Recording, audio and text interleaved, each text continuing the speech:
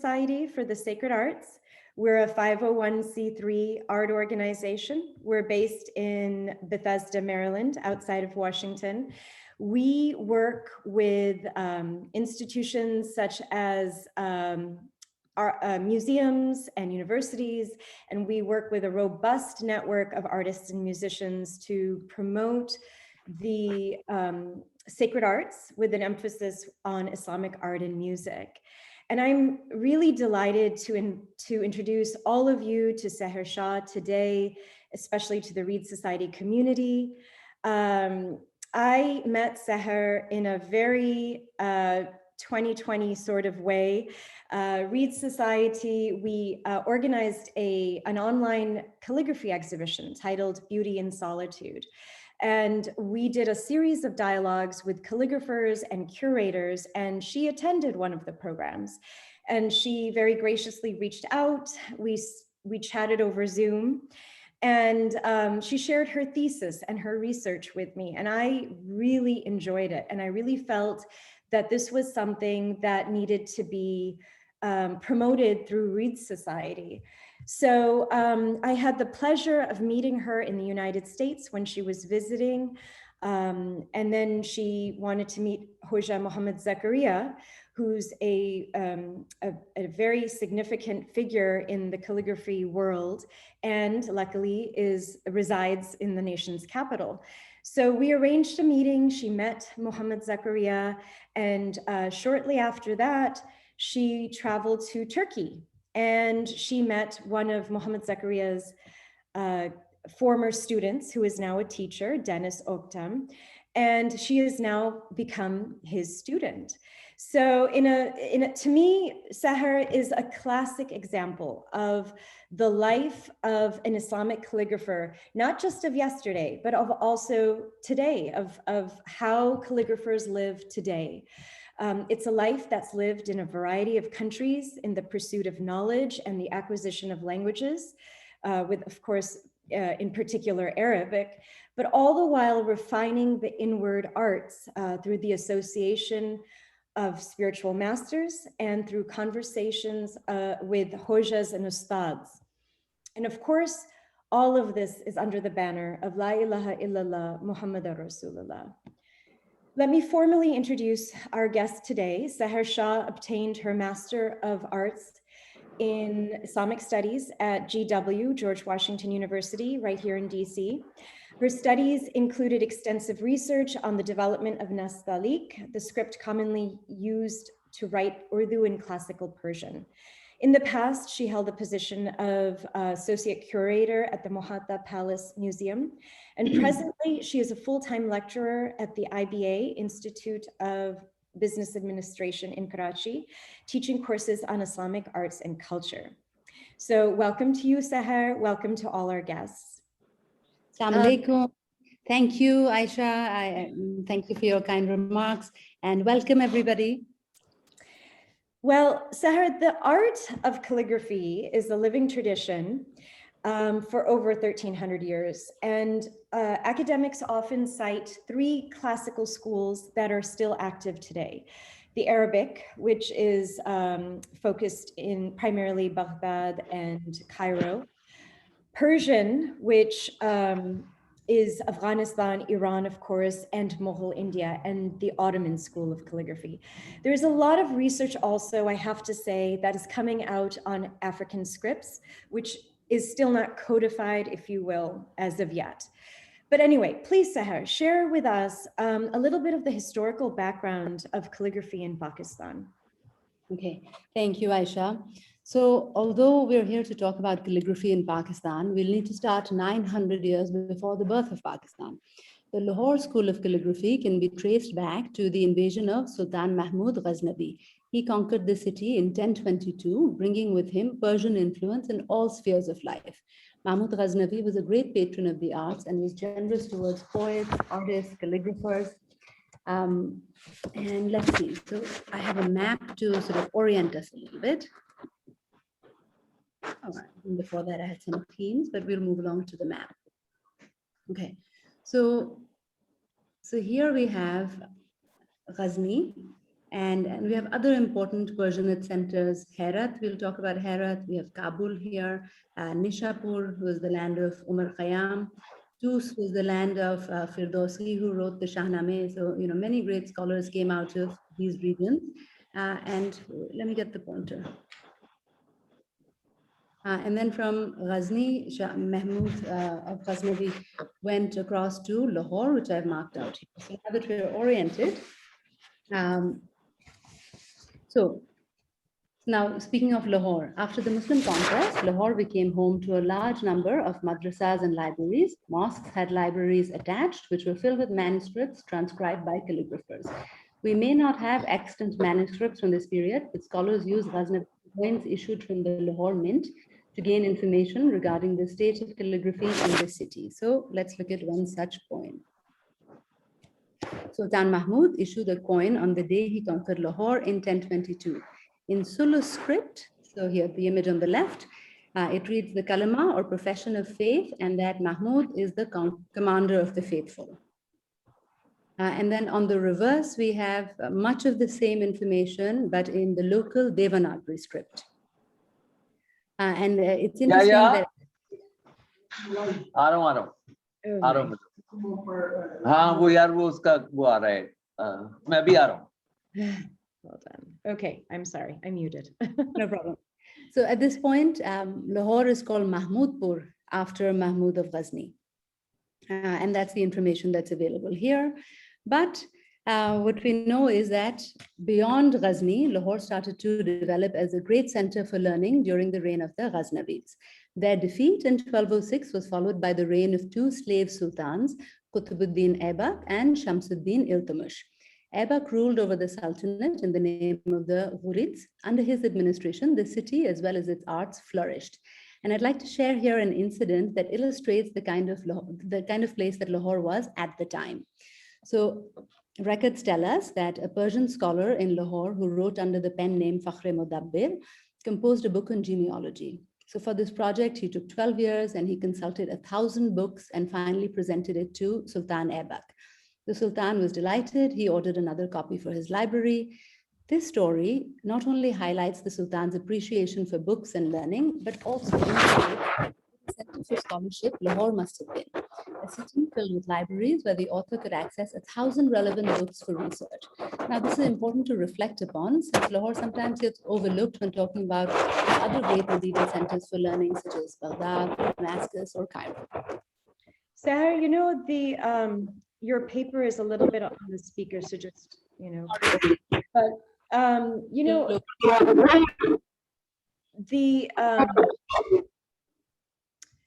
can you hear me okay? I can hear you. Can you hear me? I can, yeah. Okay, well, anyway, Lahore, yeah, I mean, I didn't realize that Lahore was had so many resources. But the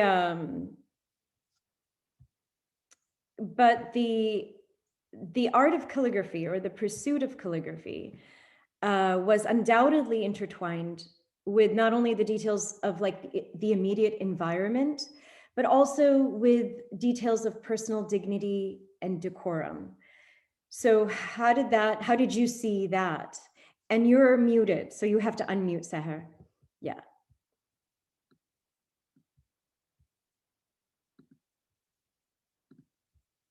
Hold on.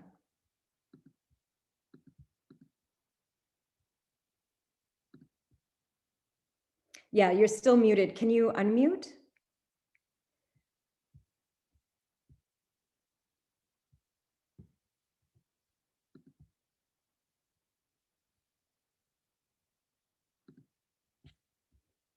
And try again.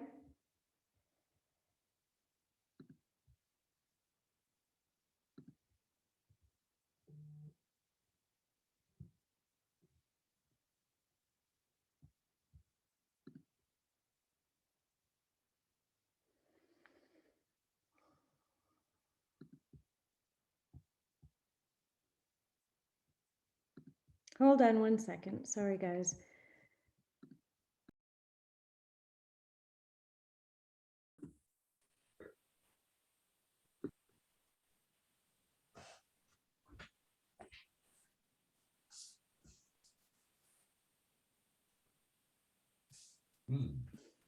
Here we go. Aisha, can you hear me? I can. Sorry for that. Okay. Zoom. All right. Let's resume. You were talking about personal decorum, personal dignity. Yeah, that's right. That's right. Well, that's a great point that you bring up, because I'll give you an example from the time of the Iltutmish sultans ruling in the subcontinent, who were also great patrons of the arts and calligraphy in particular. So Sultan Nasiruddin Mahmud was an extraordinarily pious and humble ruler who spent much of his time in prayer. He was a Quranic calligrapher himself, and in fact earned his livelihood by copying pages of the Quran rather than drawing a stipend from the state exchequer. So this detail neatly illustrates to you that calligraphy was considered the noblest of professions. And the purpose of learning the art of calligraphy was both to seek the favor of God and to earn a living. So it was sort of intertwined, right? The behaviors and the actual act of calligraphy. So, you know, when people think of Pakistani calligraphy, I think the first thing that comes to mind are things from the Mughal monuments, right? So I'm sure that was a big story on its own, the Mughal period. Yes, the Mughal period was very exciting in terms of calligraphy. So in 1526, we had Zahiruddin Babur's invasion of the Indian subcontinent. Artists and calligraphers from Central Asia, Herat in particular, flocked to Lahore. Oh, do you have a map? Yeah, let me just pull it up. We know she has a map. We saw it. Yeah, so artists and calligraphers flocked to Lahore and other literary centers in India, bringing with them the Nastaliq style of calligraphy. So, you know, although we say traditional calligraphy in Pakistan, this is today mainly the story of Nastaliq that I'm trying to tell you. So the Mughal dynasty's literary refinement and connoisseurship of manuscripts is well known. They established libraries complete with departments of calligraphy that worked closely with miniature artists and bookbinders to produce high quality manuscripts. So Lahore was Emperor Akbar's capital in the late 1500s, during which time calligraphy flourished. It is said that during Akbar's reign, his son Jahangir once visited the home of Abu Fazl, the leading scholar for the royal court, and he found 40 calligraphers working there at one time. And in particular, the Nastaliq style of calligraphy was cultivated at Akbar's court. So with successive rulers, we see a continued strengthening of this art form. However, a significant milestone took place during the period of Emperor Shah Jahan. Here we have an image of him. And this event was the arrival in Lahore of Abdul Rashid Dailami. In the year 1615, Mir Imad al-Hassani, the outstanding calligrapher of the Safavid court, was murdered as a result of court intrigue. His students and family members fled, fearing for their lives. Many went to the Ottoman Empire, but his nephew, who was also his student, Abdul Rashid Dailami, arrived in Lahore. So Aka Dailami, as he would be called. Well, let's pause to think for a moment what might be the prospects of a calligrapher in exile, far away from home. You know, what would he do in India? How would he fare? So perhaps Dailami knew exactly where to go and where he would be valued. You see, Emperor Shah Jahan was trained in calligraphy, and thanks to diplomatic and cultural ties, he was aware of the work and the reputation of Mir Imad. Dailami's prestigious lineage of teachers and his skill in the style of Mir Imad were impressive credentials. He was soon appointed royal calligrapher by the emperor, and it's estimated that Dailami served the royal atelier for 23 years. And the enormity of his influence can be gauged from the fact that the lineage of all great subsequent calligraphers of Nastaliq in Lahore is directly linked to Dailami.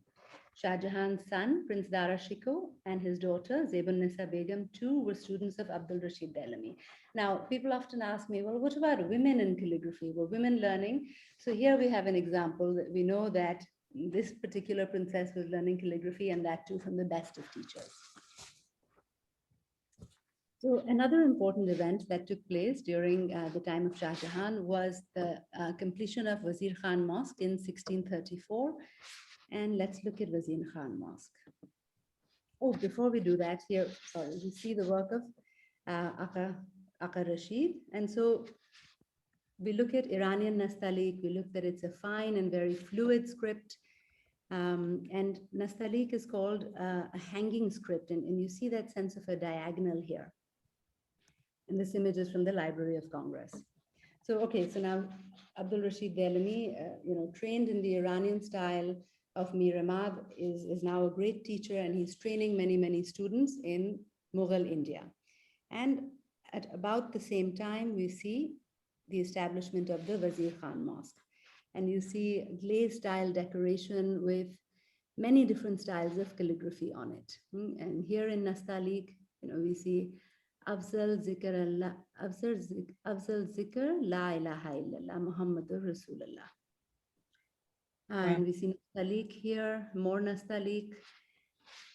But really what's important here is that we have an excerpt from the charitable deed or the Waqf deed of the Wazir Khan Mosque. And I'll read the excerpt to you.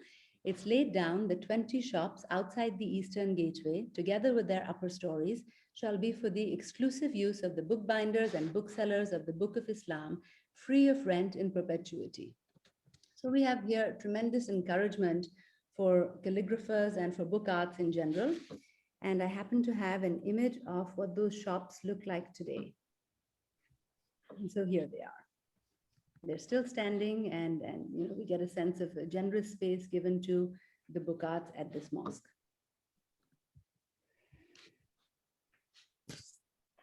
There were like 20, I think, huh? Right, 20, yeah.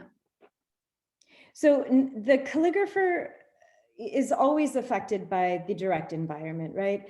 And as we mentioned, but so is the art form. So how did all the politics, especially after the Mughal period, affect calligraphy in Pakistan? Right. So moving to the British period, we see the decline of calligraphy and other Islamic arts in the subcontinent. The strategic transplantation of English in place of local languages eroded public interest in calligraphy and also the practical need for it. However, in the twilight of the Mughal era, when British influence was on the rise, a handful of calligraphers took Iranian Nastaliq to extraordinary heights. And let's see an example of one of these. Oh, all right, sorry. Before that, let's look at some of the calligraphy at Wazir Khan. We have the Sulu style to the left. We have the kalima and the name of Muhammad and Ali, also in Sulus. Down below, we have a saying of the Prophet. And here to the right, we have Iranian Nastaliq. And you can see, for those of you who don't recognize all the styles, that Sulus is different, these overlapping verticals and a different style from more spaced out Nastaliq.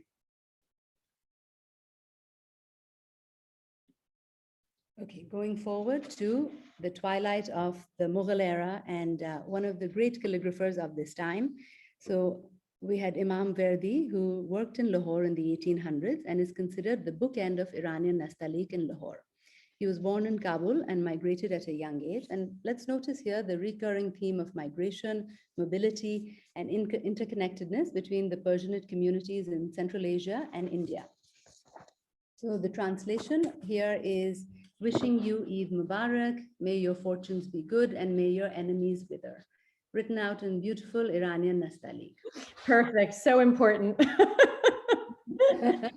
Right, especially the last bit. So while we have Iranian Nastaliq in front of us, I'd like to mention that it was inherently such a fine and delicate script that its legibility was affected in the process of printing.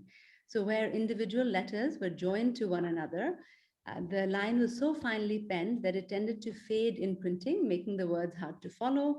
Hence, we were faced with these problems regarding compatibility with printing. And of course, at the same time, on the political front, the British colonial program in India was not conducive to the survival of calligraphy. And it was only natural to see a reaction to this hostility. And let's see. So we move now with... Sorry, did you say something, Aisha? No, I think somebody was trying to mute or unmute. Asma, could you mute, please? Assalamu alaikum. Aisha, I forgot about it, and I'm That's okay. in the Asma, car. could you mute? Asma, could you mute, I'm please? so sorry. Okay, I will. I will. Thank you. Okay, so we're moving away now from Iranian to Lahori Nastaliq. And, I'm talking about here a group of scholars and calligraphers in the 1920s who stepped forward to protect and promote calligraphy. I love their faces, Seher. I love to see old calligraphers. Such a valuable picture.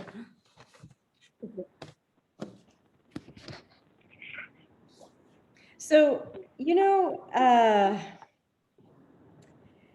Islamic calligraphy, I think, and I have to say sacred art also, it's not about showmanship, It's not about having a talent that nobody has had before or having an idea that nobody has done before. Instead, the main idea of calligraphy is discovering elegance. And that's a question of a state of mind, no? It's interesting that you bring that up because nastaliq is also an adjective in Urdu, and it means that which is very refined and exquisite and elegant, or when used to describe a person, it's someone with beautiful manners. It's really a wonderful compliment. That's lovely. So, okay, moving on to Lahori Nastaliq. An indigenous style of Nastaliq in Lahore developed, known as Lahori Nastaliq, sometimes called Parvini Nastaliq. This became the widely recognized script of Urdu. A visitor to Pakistan will be surrounded by Lahori Nastaliq on billboards, road signs, book covers. It's a really big part of the visual culture. And the man credited with its creation is Abdul Majid Parveen Rakam, also known as Sufi Abdul Majid. So let's take a look at him. Here we have Sufi Abdul Majid Parveen Rakam to the left.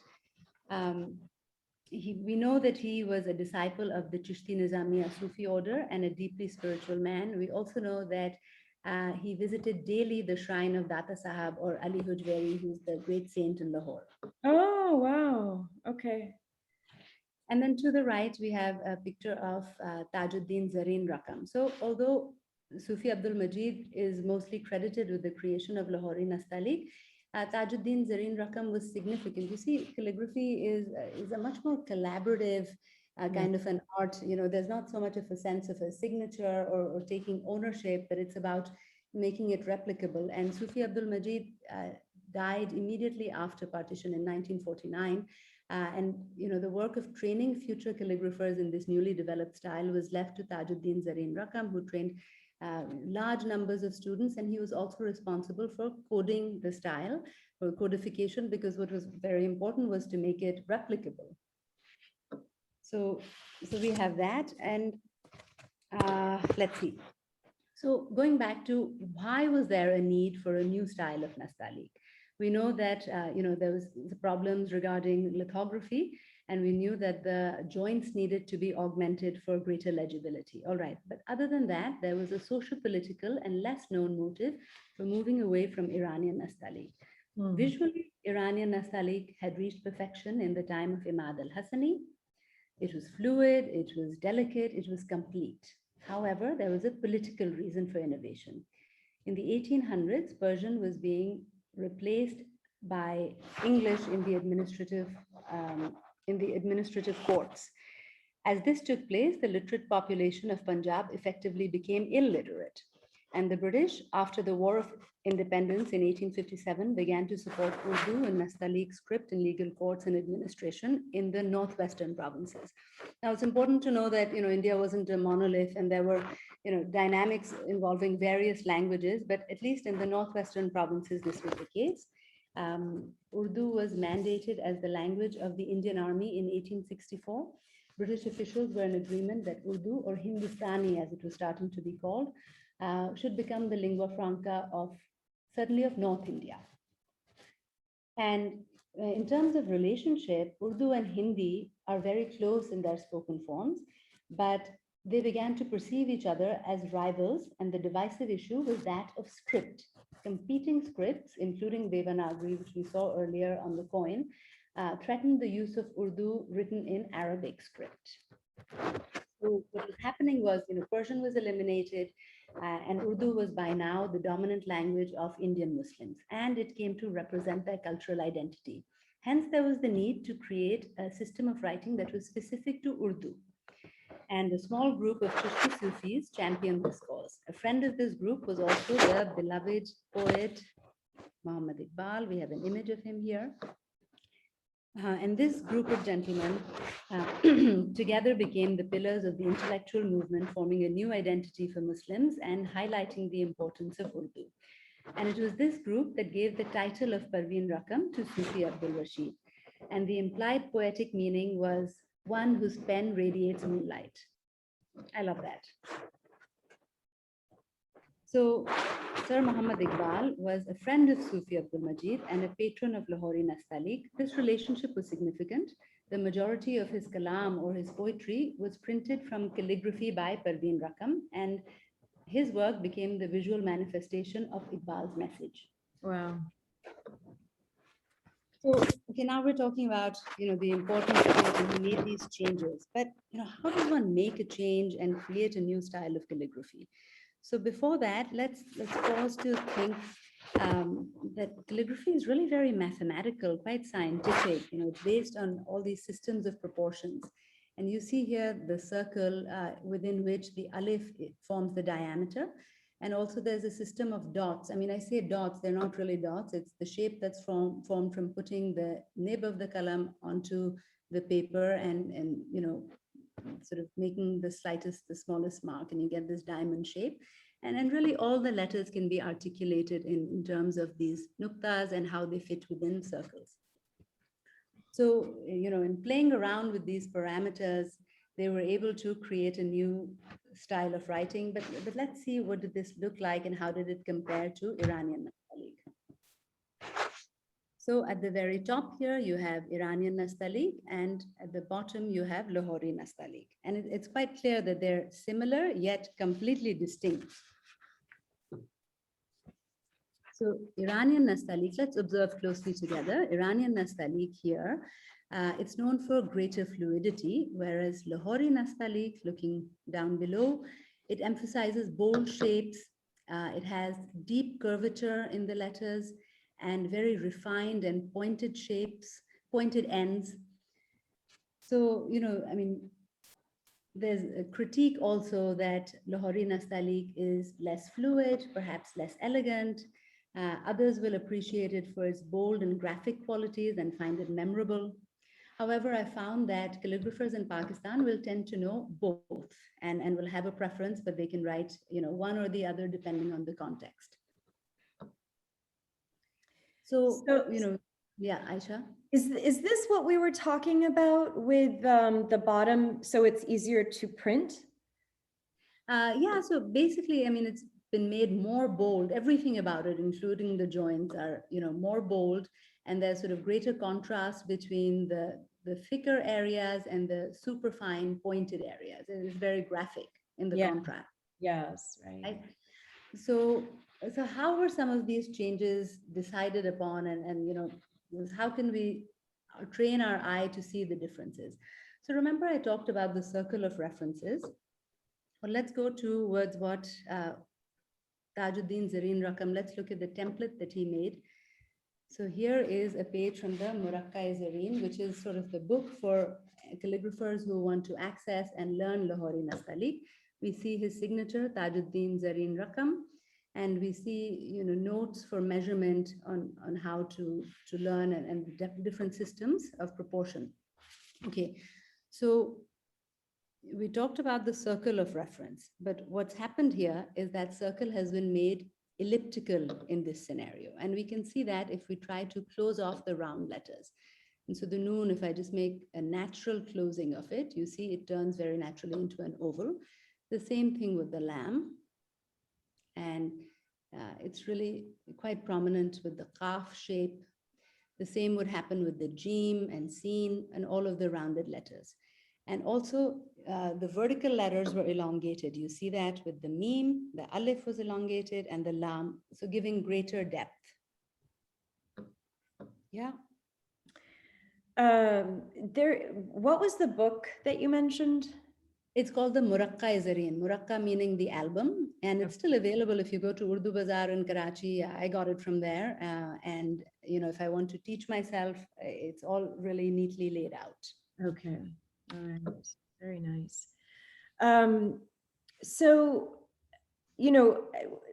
I don't know, the thing that I would like to convey to everyone from what I've read of your work is that, yes, art in general, but in this case, calligraphy, it encompasses the immediacy of the environment.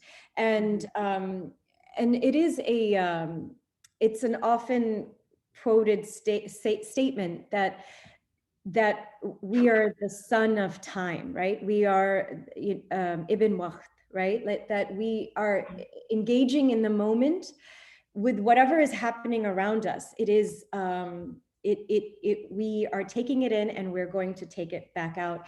But, and hand in hand, there's also the beautiful adab of the calligraphy community, which includes hospitality. And I just wanted to remind you to share that story of, I forgot his name, but please tell me the story about the calligrapher. And yeah.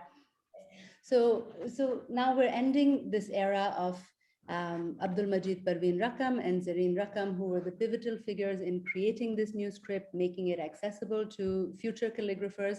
And then let's look at their legacy, because they trained together, and through their work, they trained many, many future calligraphers. I can't mention all of them, but I have two that I'll mention. And in the next slide, you see a great master, Hafiz Yusuf Sadidi. So you see, newspapers played a really important role. Up until 1981, newspapers were handwritten by scribes and then printed. And so this gave them employment. It gave, a place for calligraphy to still be important and relevant. And many of the calligraphers that I've researched were employed in these newspapers in Lahore. And remember, newspapers were very exciting. I mean, you held them, you waited for them to come out. And this particular slide I wanted to share with you, because this is in 1949. Pakistan's 2 years old, and an exciting moment because the president of China was making a state visit to Pakistan. And in a playful moment, Hafiz Yusuf Sadidi at Emru's newspaper shaped the Urdu letters to look like Chinese letters. Okay, so let's look at them together. I mean, for a second, you're like, what is that? But then you look carefully and you can make out an alif, a be, a noon, and he's talking about China in the time of Ibn Battuta. You see the Battuta letters, and then you see Chin, which is China, and similarly, you're talking about Jamhuri Chin ka Nizam-e-Talim. Anyway, so I wanted to share this slide particularly because we've talked so much about systems and rules and parameters, and then you watch someone completely have a moment of playfulness and break the rules. That's right. And it's really lighthearted, and apparently, even the president of China did a double take, and it was a cause of great amusement amongst the calligraphy circles. But the thing is that he could do this because he was a master of 7 scripts. Oh, That's right. Sorry here. So let's see what else he was capable of. This is his Ijaz-e Haft Qalam. Haft meaning 7, Qalam 7 qalams, or 7 scripts of which he was a master. And you see here at the top, Khate Tughra, Khate Kufi, Khate Sulus, Khate Naskh, Khate Riqa, Khate Diwani, and Khate Nastaliq, which we're all familiar with by now. So this is, his great showpiece, and I thought you'd enjoy seeing that. Yeah, no, for sure. And also, yeah, it is important to just mention that you're right. He was capable of all these scripts. He was a master, but the element of playfulness was there. It was present. So kind of building along with that, and between you go forward, Aisha, let me just share what this proverb is. Oh yeah. So the beginning of wisdom is the fear of God. And it's the exact same thing written in the 7 scripts. How different the look is in each script. So it's a great way of showing that. Right. Wow. Well, so the other thing I did want to mention, especially to our community, that the importance of community, and calligraphers have a community that's global, right? And that is something that I think you are experiencing now as you learn with Hoja Dennis, but how did they do it in the past? Yeah, so I mean, they couldn't do Zoom lessons yet. Yet they were aware of each other's work, and there were organizations bringing them together. There was some travel, and particularly I have this incident to share. I happened to be in Istanbul last month, where I had the chance to meet the Grand Hoja of calligraphy in Istanbul, Hoja Hassan Chalabi. And in conversation with him, he remembered in really warm words Ustad Nafis al-Husseini, who lived and worked in Lahore, and he passed away in 2009. And he was, from the same group of calligraphers, a great master, a Haft Kalam calligrapher.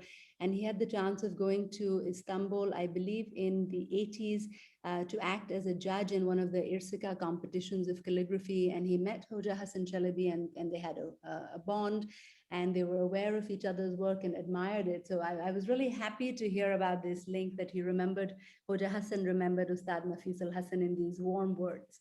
Yeah. And of course, this is Mohamed Zakariya's teacher. So, it's amazing that these human beings connect so many people throughout the world, and they're connected in an intimate sort of way. So yes, and there's these relationships and networks that are important, and also a sense of admiration. So just recently, my teacher in Karachi told me that typically teachers in Karachi tend to look towards Turkey for all of the Arabic scripts, and they tend to look towards Iran for Nastaliq. So there's all of these hierarchies and sort of areas of admiration. that's right. Yeah. So I'd like to end this presentation on a really positive note of revival. So, we've talked about protection of an art form. We've talked about, reinvigoration of a script. And then we also have the theme of revival. So in the last 20 years or so, there's been all over the world, there's been greater interest in calligraphy. And in Pakistan, we have the establishment of the Naqsh School of Art. I have an image of it here to the right, and this is within the walled city of Lahore. It's been founded by the same people who are the founders of the very famous LUMS, or Lahore University of Management Sciences.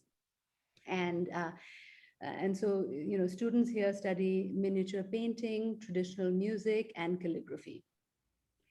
And also in Karachi, within the visual arts department, there's a department of Islamic art established around 2003, where the same thing, miniature painting, Islamic geometry, and calligraphy are practiced and taught to more and more students. And then at the international level, Irsika has played a great role in Istanbul as being sort of the banner to unite calligraphers who get together and in friendly competitions. So that's been a wonderful space. It's very encouraging, and I think that is something that is taking place all over the world. Seher, thank you so much. It was fun. We end it on a beautiful note before we go, Aisha. I'd love for everyone to see the work of my teacher in Karachi, Ustad Kashif, who's very accomplished. And I'll share with you here two of his pieces. The one on the left is in Khat-e Diwani. It's the first 10 verses of Surah Kahf. That's the 18th chapter of the Quran. And then, we have the verse of light in Sulu script. Both beautifully, in terms of calligraphy and in terms of the illumination, this has both been done by Ustad Kashif. Ustad Kashif, and what is his last name? Kashif Khan. Kashif Khan. All right. It's beautiful. Let me ask if anyone would like to ask a question. If we have questions, we can have it on the chat, or perhaps you can unmute yourself and ask. Mateen Zaki said that Ibrahim College does courses on calligraphy. Are there any places in Pakistan that offer, I guess, courses online. But I mean, it doesn't have to be local anymore, really, right? Yeah. I don't know in terms of an institution, but I think, individual ustads or teachers will definitely be able to give calligraphy lessons online, but they don't love it. They, especially at the beginning stage where you're learning to make your pen and you're getting familiar, they prefer to be in person. It's a little hard to teach those things, but it's not impossible. Good. Well, I don't think there are too many questions. People are happy. I hope you're happy anyway. Thank you. And thank you, Seher. Thank you for all the good work that you're doing. And someone mentioned Hastonis, and we have to mention them. That's right. That's Yes. right. Could you say a little bit, because they are an excellent organization. Hastonis is actually the best place for all kinds of online lessons. In fact, they switched over at the time of the beginning of the pandemic, and not only calligraphy, but all kinds of traditional Islamic arts, and sort of great scholarship is coming out of there. So that's one to follow for sure. Yes. Mohamed Zakariya is here. Assalamualaikum, Hojam. So let's see if they can unmute and see if they would be able to say something. That would be really cool. And Temur Sahab from Hastonis is here. He is. Okay, welcome. Okay, let me see if I can. Okay. There, yay! Oh my goodness, there you are! Assalamu alaikum, Hoja. I'd like to make a comment. Please, thank you for coming. Thank you for joining. One of the things that was vaguely mentioned during the election, but I'd like to enlarge on it a little bit. That one of the great achievements of Indian, subcontinental, Pakistani, even Afghan calligraphy has been the use of it in printing newspapers and magazines and books. This is very, very classic, and it's a modern interpretation of the old method of just doing everything by hand. But a special script was invented for that, as Asma mentioned. It wasn't Asma. And I think it was really, really something that should be paid attention to, because it's a lesson that all people who use the script can use in their languages to print books, magazines. Right. Yes, wonderful. But it's a great achievement, and they've kept up with it, as far as I know, still being done. And people should appreciate it and understand it. That's right. It's almost like a transition into like graphic design, Hoja. What do you say? That's part of it, because they do commercials and advertisements and everything with it. The person who's skilled at this works very fast and with unique stuff. It's very interesting. But as another point of view, I think all the calligraphers around the world understand that we have this connection and that we need to communicate more, but we also have the situation where how would I put it? I'm too old now. I can't remember things very well. But I think as the old sayings go, for calligraphy to flourish, people need to pay attention to it, and they need to teach it and to learn it and communicate through sohbats and various things of the kind, and travel and see. And someday it can be greater than it is at the present time. That's right. It needs the attention of a lot of people. It needs customers, scholars, students. It needs the whole culture, which we call in Turkish yazık kültürü, is a calligraphy culture. And I do think it's happening. That's right. That's right. Absolutely. That's Hojam, absolutely. And you were a large part of it. And the opportunity. Can you hear me, Aisha? Yes, Seher, please. What's that? No, she's talking to Zahra. Oh, hold on one second. Seher, are you? Can you speak again? I can't see you.